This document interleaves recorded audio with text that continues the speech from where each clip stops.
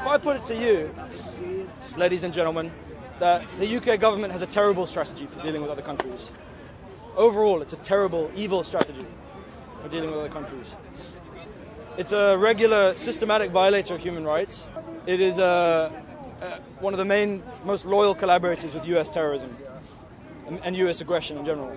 That is my, I put it to you. Straight out of the book of Chomsky. Sorry? That's straight out of Chomsky's school of thought. That's a horrible, horrible concept. If you said one of the worst offenders of human rights, when there are people literally getting slaughtered for religious beliefs, women aren't allowed to leave the home without the guardianship of males in certain communities or countries, and you're equating the UK with those tyrannical regimes. Well, you said one of the worst and evil, which is very strong language, when contrasted against regimes like that. I said the United Kingdom government has one of the most evil foreign policies. That's what I said.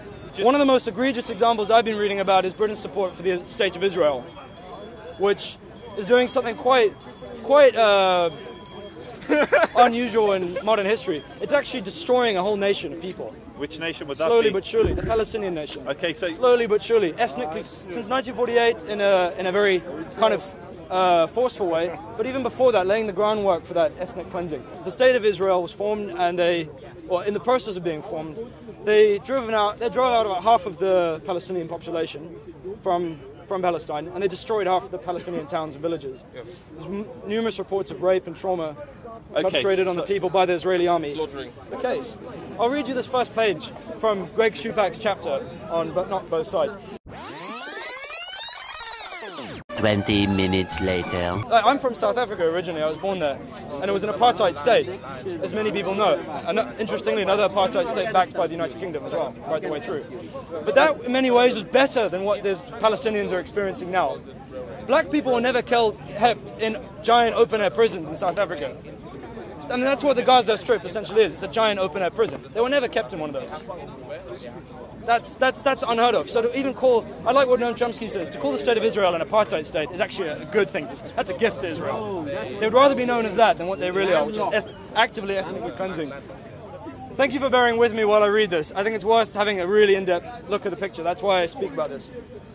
So, that only one side in Palestine-Israel ethnically cleansed the other demonstrates the folly of presenting Palestine-Israel as a story of two sides who have inflicted similar degrees of harm on each other and who are equally responsible for decades of violence. This is the dominant media picture we get. Most British people are completely confused and disoriented about Israel-Palestine. You ask them about it and they think, oh, it's something about religion, something about land, and they think roughly 50-50 is the violence. But actually it's overwhelmingly the ethnic cleansing and the violence is done to the Palestinians. It is not both sides in Palestine-Israel who are keeping millions of refugees from returning to their homes. Let me repeat that. It is not both sides in Palestine-Israel who are keeping millions of refugees from returning to their homes. In January 2014, UNRWA reported having more than 5 million registered Palestinian refugees. While Israel's law of return allows anyone who the state deems Jewish to become a citizen of Israel, Israel refuses to allow Palestinian refugees to return to their homes, though their right to do so is enshrined under UN Resolution 194. And you know what? The student movement in England, the boycott, divestment, sanctions movement, trying to do what we did to South Africa, boycott, divest and sanction South Africa, we're trying to do that to Israel today. And they are, a lot of them, calling for a one-state solution to bring the two countries back together. I'm very skeptical about that. I think it's better to stick with what the international community, what majority of people on the planet want, and have two separate states, and have truly autonomous Gaza. I'm very skeptical about that. I think it's better to stick with what the international community, what majority of people on the planet want, and have two separate states. I'm going to let my friend get up now and speak. He's going to speak in response. Right, thank you. I have to go back to Palestine. Okay. So, first and foremost, I don't know if I'm arguing with Carl or Greg Schupak, the author he just read from. Now, there's a certain arrogance that ran through your entire narrative. And I'll explain what that arrogance was. I have read dozens upon dozens upon dozens of books. Guys, we're speaking. If you want to have a separate conversation, go over there. I've read dozens and dozens and dozens of books. For over 15 years, I've studied the conflict. I've wrote article after article. I produced maps which talk about the populations and the things you're talking, which I'll share with the camera. Now, you got on the ladder and read from one book as your evidence for the conflict. There are so many narratives, to what is actually going on. To assume that one book has the truth as if it's the Bible or the Quran is insanity itself. The second most arrogant thing you did, you, a white British man, stood up on a ladder here and started talking about the ills of colonialism. The ills of colonialism. You, as a white British, then said, I know the solution. In the land, they want one state. Many Palestinians want one state. Many Israelis want one state. But I, a British white man, know best. We should have two states because I, the white colonialist, know best. I'm actually South Africa. It's even worse. I was born in South Africa. Now you declare, and again, this is all coming from my mind, not a paragraph I just read in a book. I've actually researched this. So resolution 194. No, thank you. Gold star or a sticker. Resolution 194 talks about the right to return for the refugees. Now, which refugees is it talking about? Is it talking about the Palestinians? Or were there more than just Palestinian refugees in this conflict? Is it as completely one-sided as you portray? Or were there also Jewish refugees? So you talk continuously about the Israel-Palestinian conflict. It is not an Israel-Palestine conflict. It's an Israel-Arab conflict. The major wars have been fought where tens of thousands of people have been killed, have been fought between Arab armies and Israel.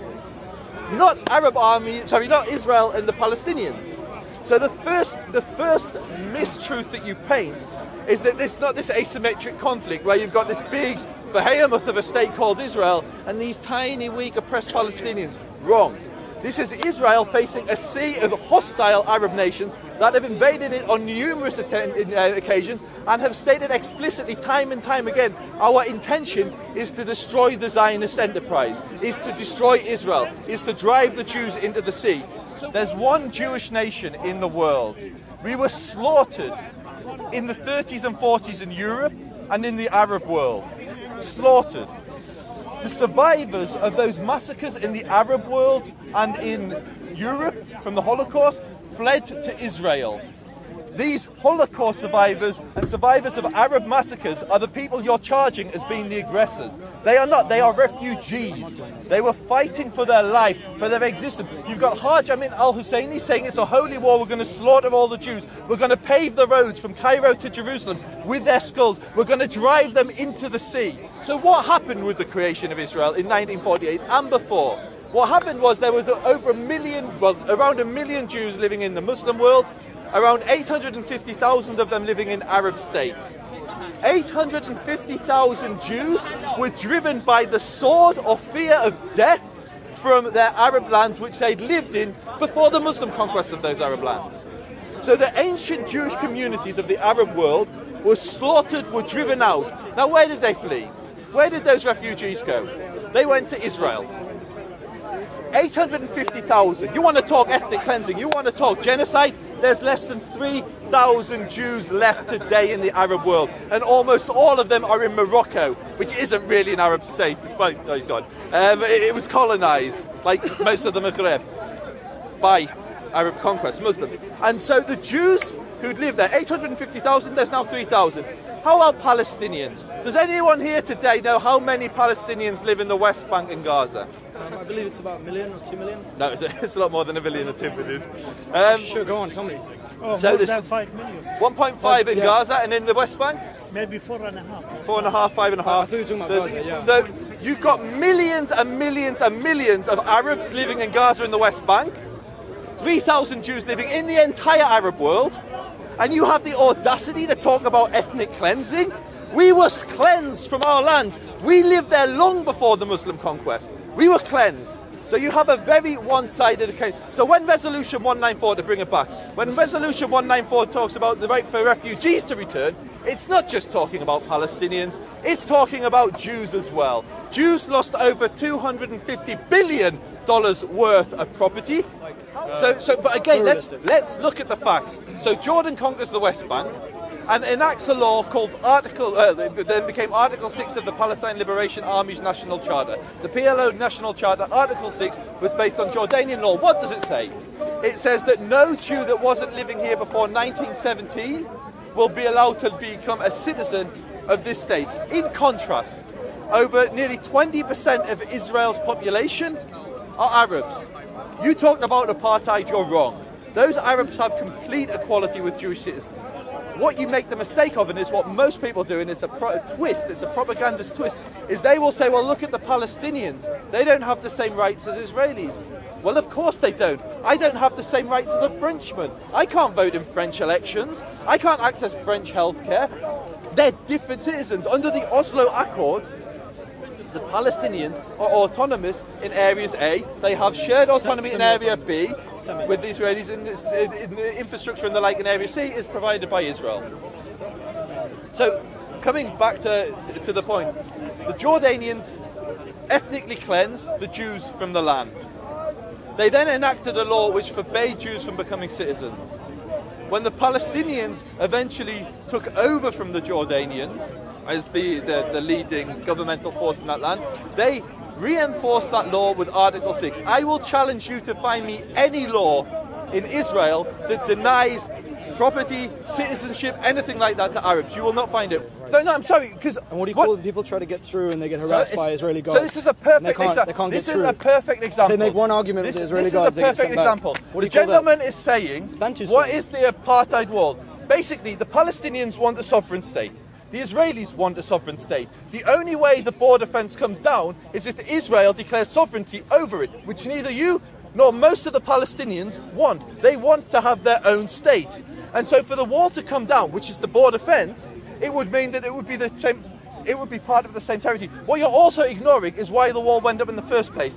Every year, hundreds of Israelis, Arabs, Jews, Christians, everybody, were killed by terror attacks. The wall went down, up, and that dropped to virtually zero for many, many years. The wall is a security fence. You also talked about Gaza. Gaza has two borders. Nobody ever complains about Egypt.